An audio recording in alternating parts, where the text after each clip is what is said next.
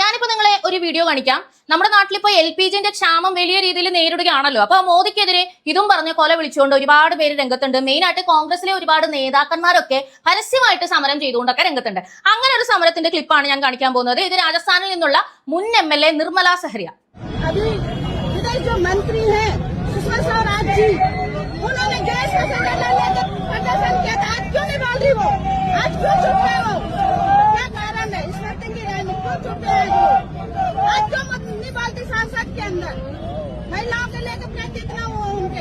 ഇവര് പറയുന്നത് ഇത്രയേ ഉള്ളൂ. LPG ക്ഷാമം രാജ്യത്ത് ഭയങ്കരമായിട്ട് വന്നിരിക്കുകയാണ്. ഇതിന് കാരണം അതിന്റെ LPGന്റെ മന്ത്രിയായിട്ടുള്ള സുഷമ സ്വരാജാണ്. അവരാണ് ഇതിന് ഉത്തരം പറയേണ്ടത്. അല്ലെ, എനിക്ക് മനസ്സിലാവാത്തോണ്ട് ചോദിക്കുക, സുഷമ സ്വരാജ് മരിച്ചിട്ട് കാലവത്രായി.